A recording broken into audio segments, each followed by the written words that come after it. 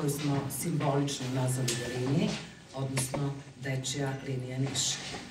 Ova linija je pre svega besplatna, odnosno svi oni koji pozovu broj telefona 0800 000 803 ne plaćaju poziv, znači usluga je potpuno besplatna.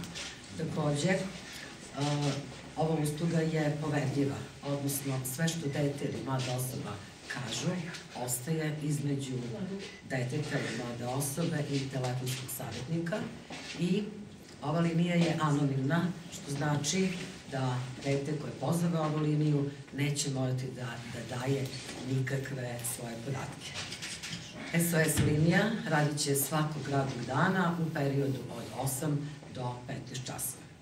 Što se tiče toga ko će pružati te savjetodavne telefonske usluge, naši psiholozi i pedagozi prošli su akreditovani program za dečije telefonske savjetnike, dobili su veće sertifikate i uloga dečjih savjetnika će biti da pre svega sa puno pažnje, sa puno razumevanja, sa puno empatije saslušaju dete, da jednostavno navedu dete da što bolje objasni problem koji dete ima i da pritom opiše svoje emocije i svoje osjećanja i da zatim zajedno sa detetom pronalazi načine i opcije na koji će se taj problem rešavati.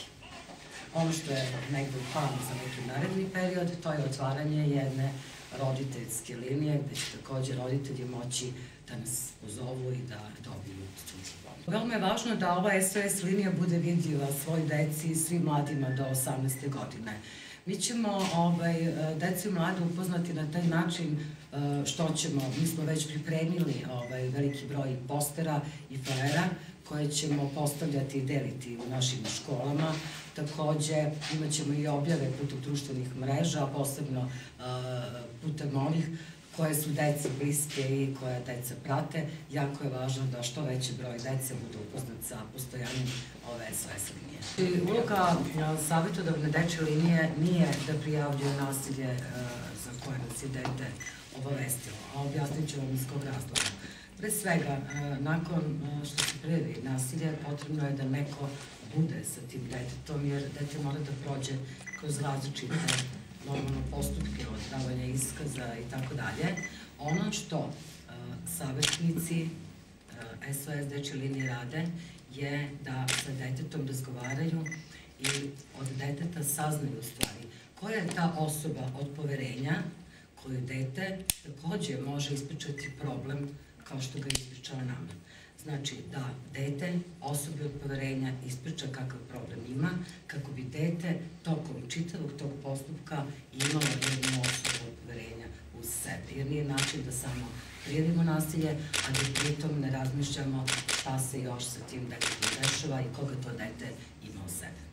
Od početka osnivanja savjetovališta za decu žrtve nasilja, znači počelo je sa radom 8. septembra, uputni organ, odnosno Centar za socijalni rad je uputio 11 dece na terapeutske usluge ovde kod nas u savjetovalištu. Što se tiče konkretno oblika nasilja, najviše je bilo reči o porodičnom nasilju i o vršnjačkom nasilju, ali konkretno što se tiče uopšte, kako vi kažete, negde juga zemlje, negde je jako čest oblik nasilja i zapostavljanje i zanemarivanje dece, između ostalog vršnjačko nasilje i, kao što sam rekla, porodično nasilje. Ono što ćemo mi već tokom februara meseca započeti je rad na prevenciji.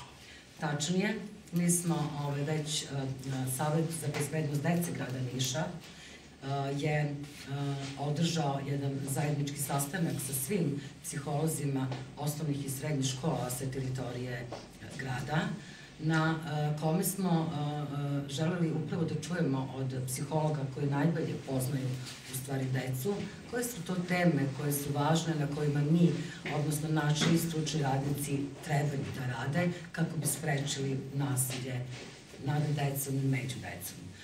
Između ostalog, negde smo svi došli do zaključka da su to pre svega teme kao što su empatija, kao što je nenasilna komunikacija i tako dalje.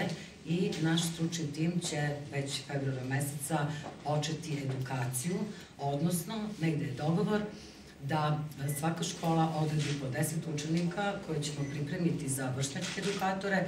Ti vršnjački edukatori će tako pripremljeni održavati radionice za đake u školi koje će pratiti, njihov rad će pratiti njihovi psiholozi škole. Osma usluga koju otvaramo za protekle 4 godine je upravo SOS linija za decu koja su u nekom vidu problema.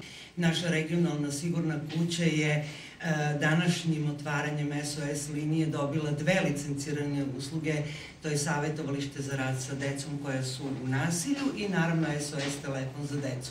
U planu nam je, kao što je i direktorka rekla, da otvorimo i jednu besplatnu liniju gde roditelji mogu da se jave i da ukazuju na eventualno promenu ponašanja kod svoje dece, da dobiju savet šta im je najbolje činiti, jer zaista nemili događaji od prošle godine u Beogradu u školi Vladislav Ribnikar su nas negde možda i onako otreznili da probleme dece sagledavamo na neki ozbiljniji i kvalitetniji način, što upravo i činimo mi u gradu putem ovog savjetovališta, ali i SOS telefona gde će deca prijavljivati anonimno svoje probleme. Ako se prepozna da problem zaista jeste veliki, naravno kontakt sa detetom će biti u kontinuitetu.